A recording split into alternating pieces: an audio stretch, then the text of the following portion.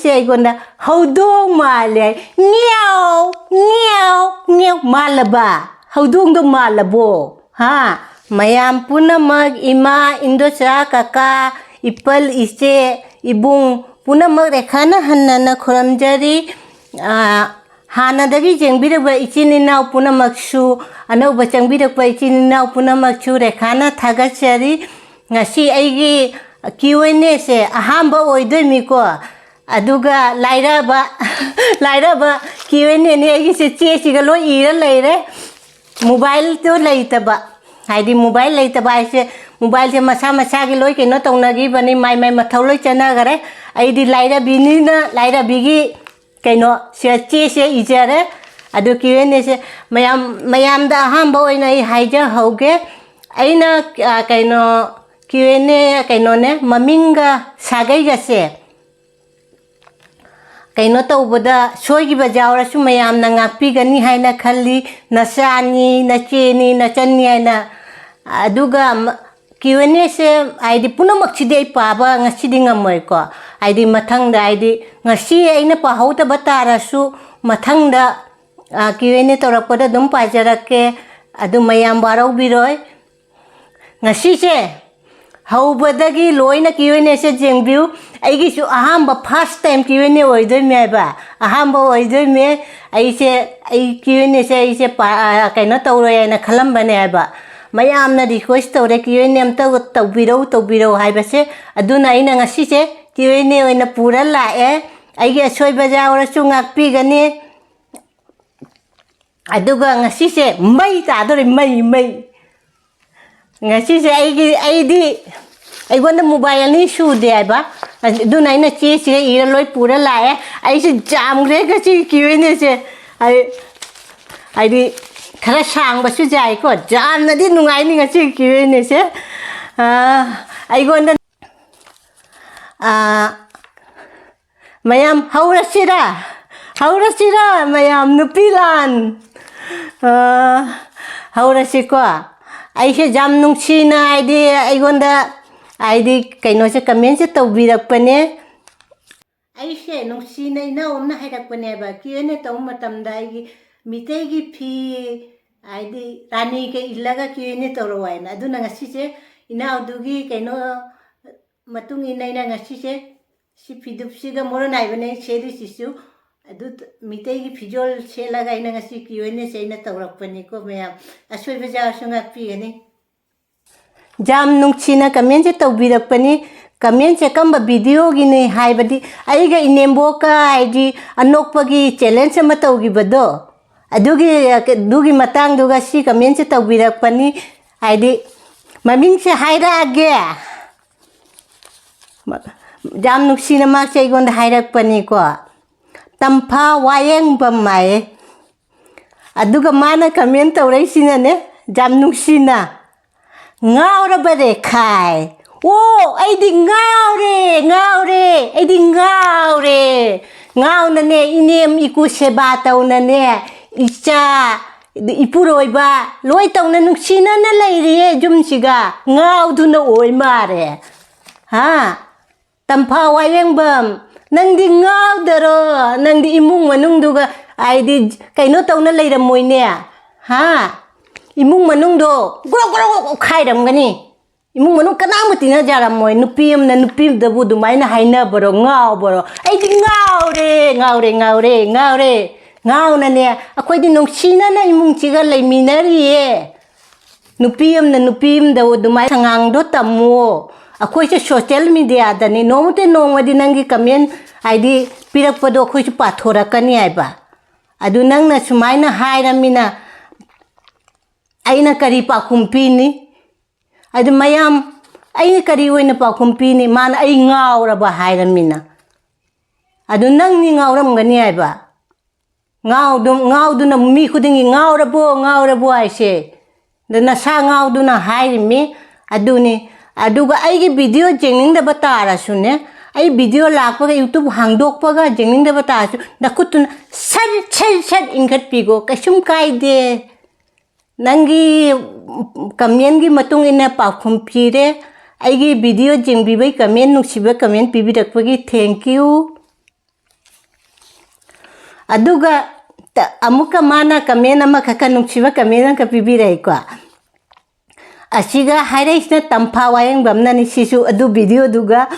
ama haireisina haidi mathi kot pro rekhai thijit pi o aidi mathi koli aigi inemdo seba tawbati chu koli ko inembo to seba tawbati chu koli ai icha ani chauna be jokhi be su koli nangdi kotaro ha nangdi kotaro nangdi nupi natro nangdi nathi du di kana da kolhalli ba ha nathi do kana kolhange mi na kot pro nathi do ha nupi amna nupi da bu sumaina social media da ne khoi leiri che nangna nuksiba comment pibi da dei nuksiba paokhum da pi doi ba khangi da na aduni tambu atai youtuber da ka chungba comment che pibi ga no akoi se social media da ni chungba paokhum pi ba se khoi su ikai je aduna mathang da sunya aigi video ju jingning da batara sunya na jingning da batara sunya video da lag pa ga mathak ta sat ingat pigo kaisum kai de aigi video jeng bi de khoi warau je ba tau je ro ye jingning da badu di jeng oi da bani jeng chu jeng ba comment chu chung ba pibi rak pa mathi chidit pi kan thijit pi ai do kadai dai thi chi duge nang na sa ni chilam gani ne na sa chilam gane ba chi chalam gani ai de sam ta ba chitlam chilam gani aduna thijit pi hai re do khange da na nupim dai da no khoi se mitai ngata ni mitai ai che mitai se migi mimang da amana akhoi se mitai ne ba khoi mitai do amana ama kingkhat pi ga da ne ba akhoi mitai a chobam jaw re khoi se thamoi ka se chawjagra ba khange da na aduna khoi mitai masen je migi makha da kai tolino akhoi amana ama chingtha bado aduna khange da na aduni aigi video je jengning da ju jengbiru no lakpa ga sat ingat pi go kaisum kai de ko mathang atai youtuber da su chungba comments to bi ga no ko mayam kari hai ni comment chungba piram ni num comment je pithorak pada dum khange mi che ka mamiong oini hai na adu mayam atai mayam nungsiba comment jing ge para ga ne thamoi ka se harau jaye aduga ama comment ama chu lokhala si ko ma su jam nungchina toraka ba aigonda aduga mana tawrai se makhal mathel maigi kaino se ai mana tawrai se aigonda haudong male ngiao malaba haudong do malabo ha haudong malabo hau saga miga se pandam nari chibu karamba mino ha nupiyo ni paro siga photo su jaw de ne mai siga karino nupiyo ni paro ha mi se khangbi darabo ha nupi se line lobi ganu nupi ni pa chap manarabani uji khange dana nupi se akhot bharat ki pradhan mantri oiramba indira gandhi do nupi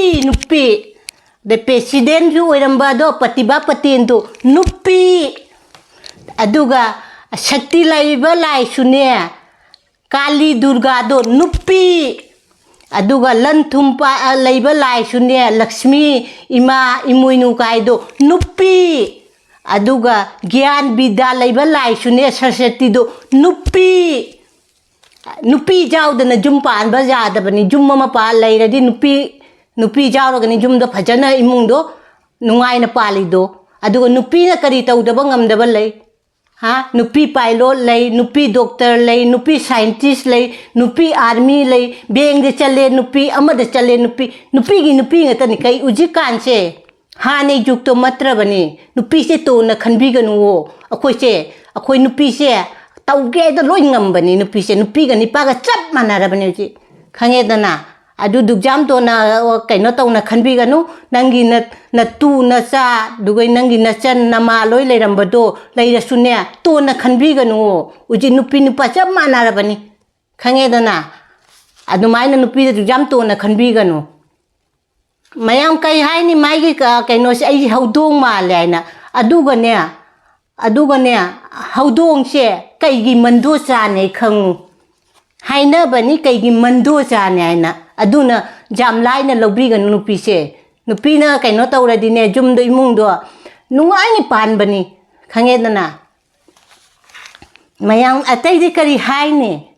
mana aigon hodong male hairamina haidi aigi video se jengning da batara su mathang da lakpada haidi video se YouTube hangdokpaga aigi video se lakpada makut sar ingat pigo kaisum kaide ya aidi jengbi de aina koi kaisum saujaroi apa ambado jengbiu aidi atai aidi YouTuber da su chungba comment je pibi gano thank you aigi video jengbi bagi amana Benu Devi na igonda Benu Devi sunung siba kamen ni make mana pirai kamen sina kari haiba sina hai sina kari masih nung siba kamen ni ko nasatto yamna haina dare aye o haina na ba kari tawdoi no haiba akoi sakse haina na ba kari tawdoi no amta haibi raudana ha Benu Devi amta haibi rawo akoi sakse kari tawra ka haina doi no ha chakchabu hainaba hainadaba leibra aiba aine isana thonga chajariba asiga hainai hainadan aduga noigi nama na bok leiramasu chakchab aidi hanoire hainadare aina chakcharoine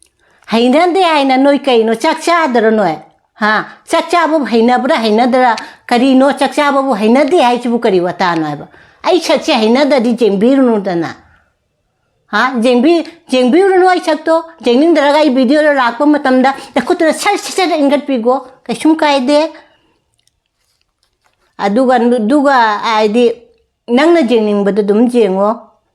kaisum kaide aigi video jengbi bagi thank you comment nung chiba pibi rakpagi mathangda jengning da batara su nakutna sar ingat pigo kaisum kaide amuka mathang kamen ama lokhalase asina rishikanta thonggram mai sagai haibada khra kaino asoi bajaw sungak pi gani mana hai se jengning de hanura kal lem dare aye jengning de hanura kal da lem dare aye o kari lem de ba ha akoina migi mapot lau bro migi mapot huralu bro ha nangonde niru bro isana thonga isana chajaba asiga lem darega lemega ha hanura kal hanure chakcha roidro ha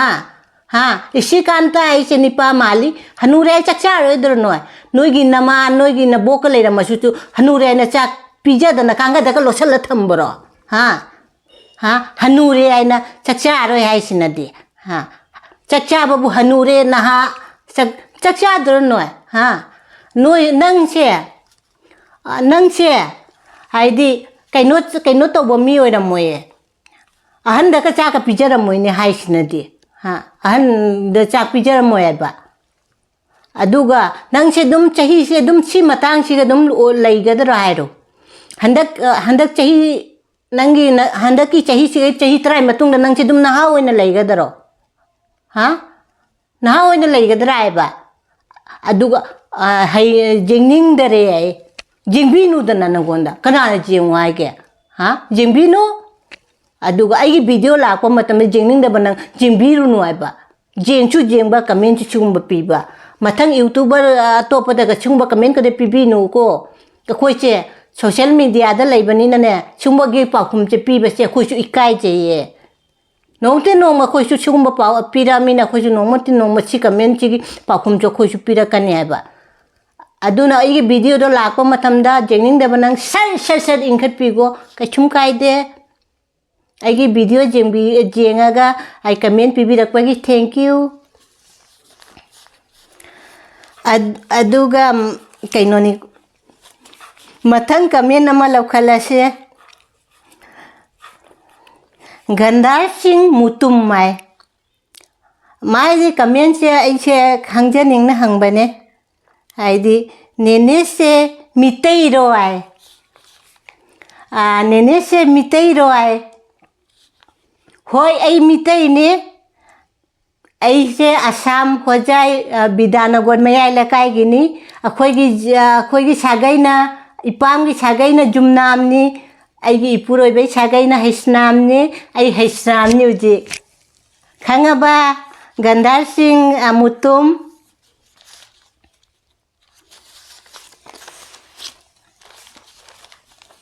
mathang kamen amuk lokhalasi ko mathang se kainoni Gitu Devi se Dhoni Nagor gini khoi hojai Dhoni Nagor gini aba ma nungchiba inao ni ko mana haurani hai hawe gitu jamna hawi du hinjang do haw nai chak chu jam cha gare du hinjang do jam nungsie aigi video jengbiraga kamen nungchiba pibirakpagi mathang aigi video lakpada full jengbiu nungchiba kamen pibirau thank you amuka mathang kamen ama lokhalase aidi aiche ahamba kamen pa bane aba siri jam nungsina kaino pirakpani ko mai sagai se haibira kha thok tare kaino se sarongam santi haubam je sagai ne aba akhoi chonda ne chumba sagai kaino to base jam ai thengna di re aba ado aina kari kaudoino amta haibiro comment tauna aina ine kaudoira iche kaudoira haidi indosa kaudoira khatang haibiro oi haibam khangdare kaubam khangdare aiba sigi maji jam nungsina comment chai gon pibirak pani ko aina aidi blog ama hap khi bane aina philon bai ga aidi shotter lon bado adugi blog ta mana comment tarok pani aidi loina phajaye lon ba jamna haye thank you ai jamna harau jai ko jam nungchi ai gonda nungsiba comment che pibirakpagi mathang da sai gi video lakpada nungsiba comment do pibirao khatang hai ai kari ko hai che ai di indom cha kaudara ine kaudara iche kaudara ichu khangdare ko kharadi ai gonda chene male ba amuka ai kamen nungsiba kamen amga pathora ke mache jam nungsina ai gona kamen che taurakpani asabala khairakpam hai asabala khairakpam hai jengning de hanubi ai o jengning daraga jengbirunu dana ha ai di asabala hai se nupi male ko nangchu chahi aidi handaki chahi sigai chahi trai matung da nang dum handaki chahi gi na sakto oiga daro ha to kaino tawroi daro adu nang jengning da nang jenguno ai video su jengbi ba comment su si tawbirakpa chokoi se social media da ne ba noina nungsi comment do pira dine akoi nungsi paokhum do pi doi me jengbi no kasum kaide nang che dum na hawena leiga dara hairo ha noigi nama na bokka do han ibokka leira masu du han natrabo ha adu han do kai ke losala thamboro hani jengning de aina ha jengning da banang jengbiru no adu ai video se jengning da ta su ai video se youtube hang do pura jawra masu sar ning khat pi go kasum kai de ai do warau jaroi ko ai ge video jengbi bagi thank you mathang kamen ama lokhalasi ko thoi laisembam na ai gonda hangakpani maise magon ai se khangjaning na hangbani maise mama kai lamgino yamna haurani o jamna hawgi aina chagi benjang do aduga ai se assam hojai bidanagar me lakai gine ujik ai delhi da lai jam nungsie kamen nungsiba kamen pirakpase adi mathang ai video lakpada adi full di jengbiu share su khata biu ko aduga nungsi kamen do pibirao ai paokhum nungsi pirakke thank you mathang kamen amuk lokharasi ko akasar kapal hauni bo iche hai jengbasu jamna nungai ai gi video jo hauni chu hairakpa mai jengbusi jam nungai hairakpa nungsibani mai chu channel leibani mai channel lo aidi mayam magon su support tawbiu aidi nungai ge mai gi video leibani mai machanapi jam nungsibani thank you ai gi video se jengaga aidi hausu haure nungsi hairakpa gi thank you mathang video lakpada nungsi comment do pibiro mathang kamen amuk lokhalasi ko momita wai ai se mai su channel leibane mayamna magondasu support tawbiu jam nungai ba maigi aidi video makchu hapane mana hangcha haurani yamna hai hawe inau jamna hawgi du hinjang do haidi no aigi video se jenga ga nungsiba comment pibirakpagi thank you mathang dasu aigi video lakpa full jengbiu nungsiba comment pibirao comment amuka laukhalasi nomi blog hai su maigi channel laibani mayam agonda su support tawbio ma aigona hairaise jongchak anauba phangdaro iche ai a delhi da jongchak anauba phangbase jamna kaino tawre a phangba waye ba jongchak anauba se akhoi na leiri jaga si gadem ba phangde adi thamna leibado duna khoi su khoi gi aigi puroi bado aidi ma chu thabak kaino tawbani na aidi ai thonda su chatpa nungai te ba aduna ai su chatte ali ba leibaduna dum chare aigi video jenga ga jam nuksina comment pirakpagi thank you mathang video lakpa nungsi comment da pibiro aduga mathang amuka comment che lokhalasi asichu hojai gine en ramesh blog aise mai chu video jam nungai bani maigi aidi nupi dusu machar ne pa dusu jam nuksi bane adu mana haye aina kobi gi bora cha gi bado aduga kobi bora cha ba video dugi ne aidi full kobi gi bora cha gi bado kobi bora se chaninge hauni jam haure bro kobi bora da jam haure amta chana jengbiu jam hau bane aigi video jenga nungsiba comment pibirakpi thank you mathang aigi video lakpa ju full jengbira nungsi comment da pibiro comment amuk lokhalasi ko maigi hana maigi channel si sonia kitchen hairam bane uji mai channel ondho khare ba uji mai channel se aidi pai imom ai mubang haina mai channel se ondho khare bane adu masu jam nungsi bane mai nungsi ba aidi wife husband couple do jam nungsi bane ba mai mubani gi kaino do video nungai video hapane adu mai gi channel da su mayam puna ma support tawbiu mana hairai se gonda jamna hauni ai full support tawminasi ai hoi full support tawminasi akoi amatani ko akoi punamak aidi mite akoi punama akoi support tawminaraga mathakta kamina se ai akoi mite na ama khatang na aidi achaubo oirasu akoi se jamna harau jeye ba aduna akoi dum support tawminasi akoi su ai su dum tawrake ai dum asam da uchi hojai tholakpa matamda dum unase sonia jam aigi video se jenga nungsiba comment pibirakpagi thank you mathang video su full jengbiu aduga nungsi comment da pibirau thank you mathang comment amuk lokhalasi anu kaisa mai mase nuksina comment se pirakpani ko aigonda aise film star male aidi iche nang manipur film star mombi su male thank you aigonda film star mombi male haibirakpagi aise film star so hele ko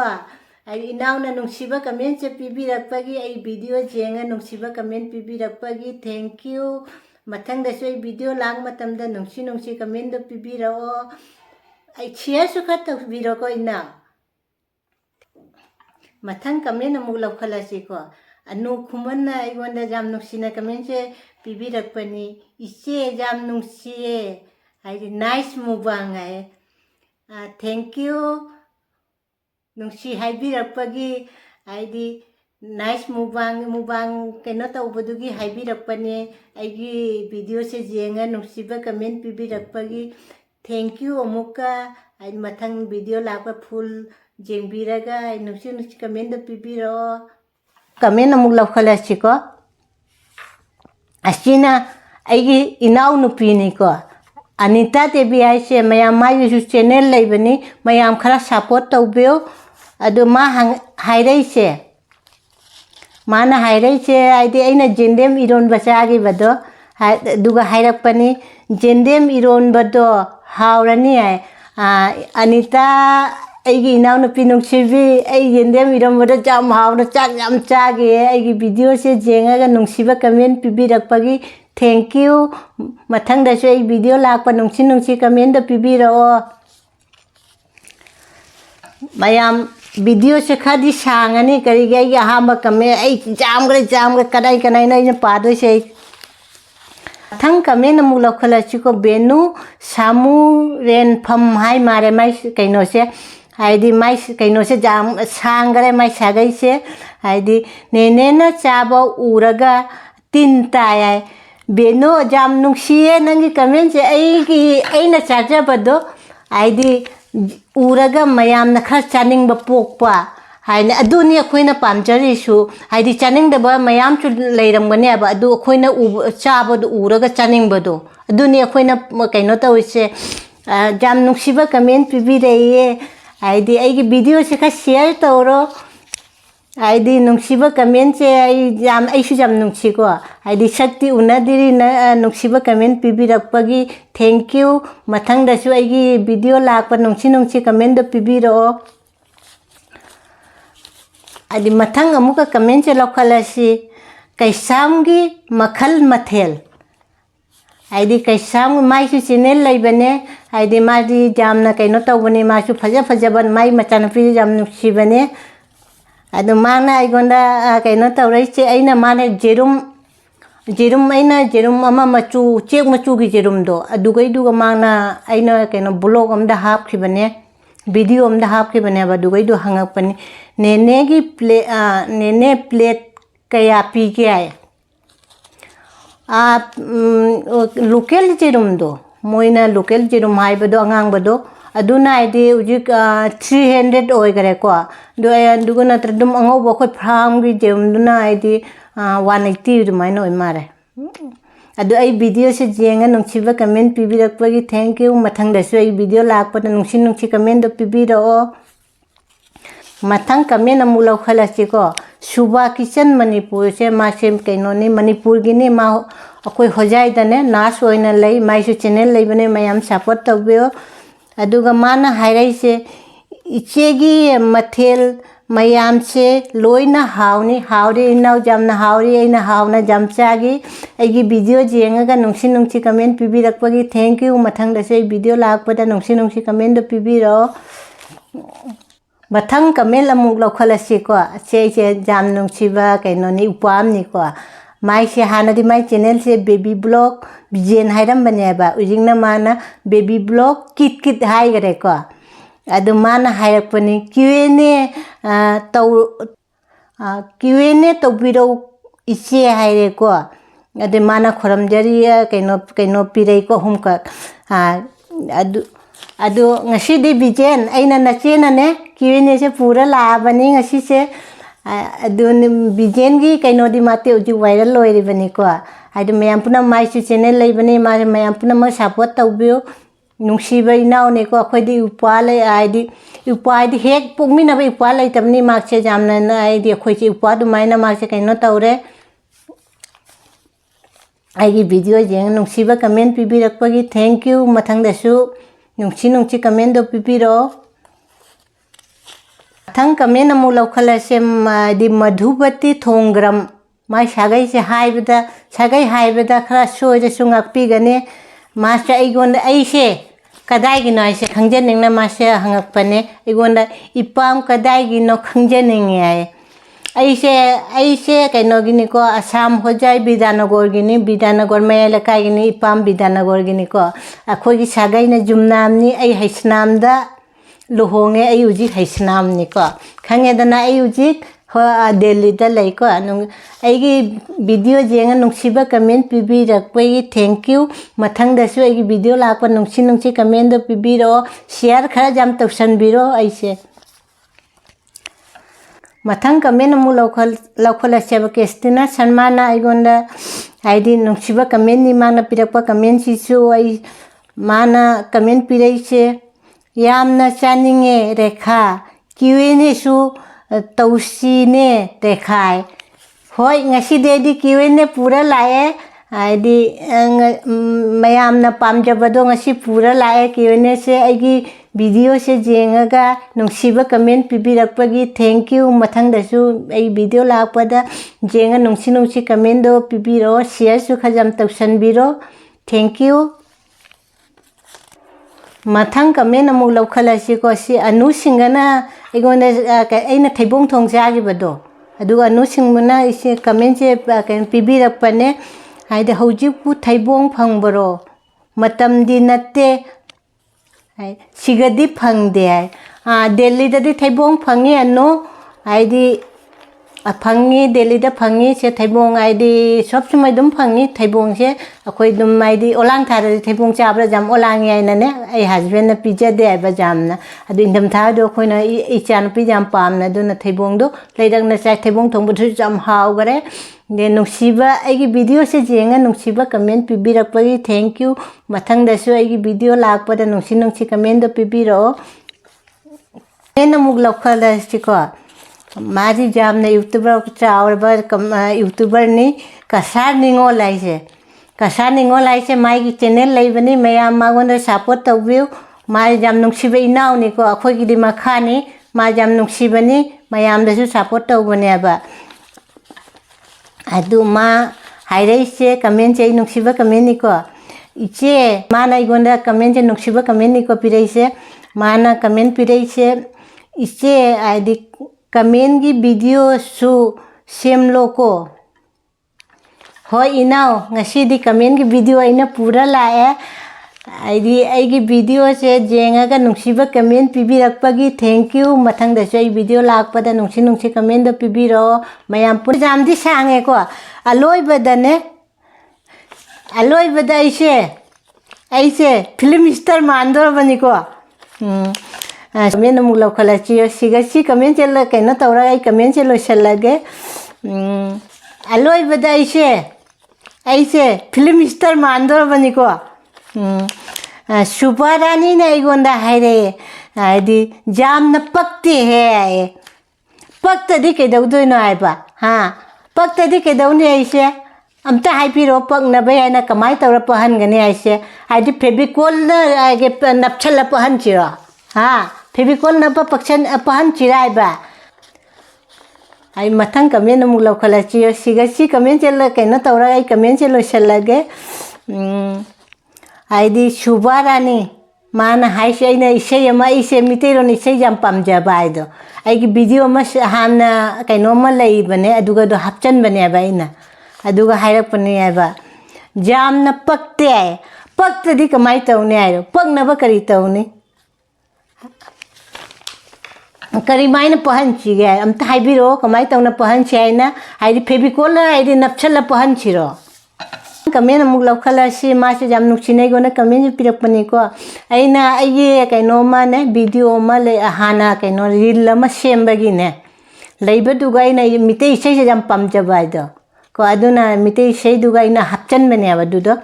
अदुगा निमाना पक्ते हाइदे केदौनी पक्नबा खरा हाइपिरो कमाई तौरा पक्कनी आइसे फेविकोल केना छल्ला पहनचिरो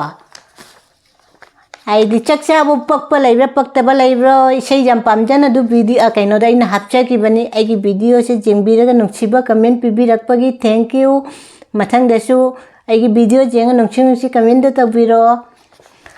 आइदी सुबा रानी सिना अमुका मोइगोंदा आइ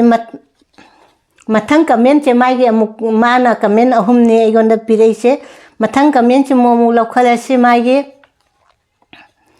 अस मोम्बी माली है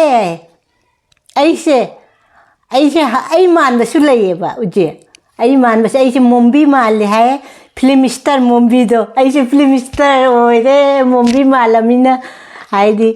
होय आइगोंदा मोम्बी मानबे film star कदो मालबनी ऐसे हरावरे थैंक यू आई वीडियो जेंगा मोम्बी माले का हाइबिरकपसे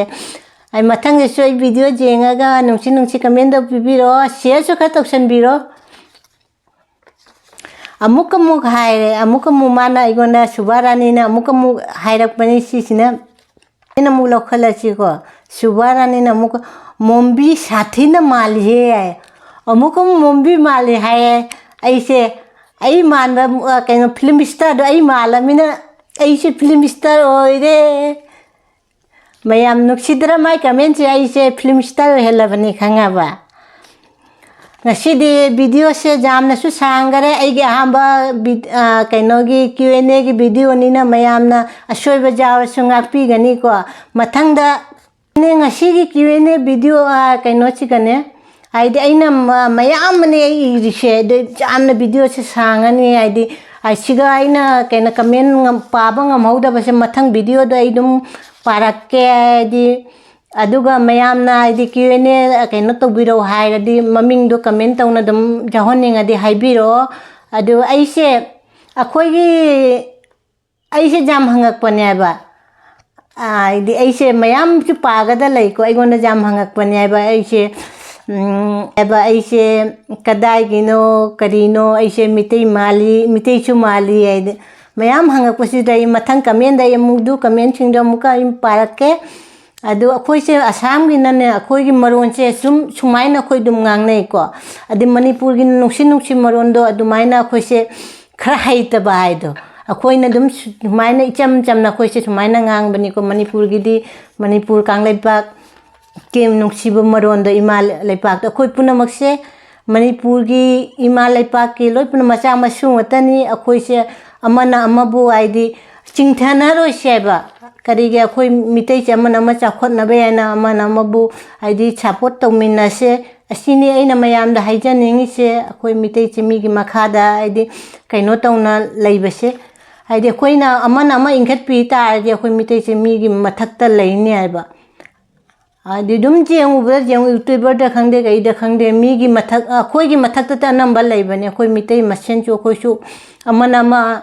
chakhot na ba tawradi ai de akhoi su mi gi mathakta leini aduga akhoi punamak amatani ko Assam da leiba khangde Manipur da lai desa da leiba mitei se akhoi punamak se amatani akhoi punamak se nungchina na leiminase ngasi gi di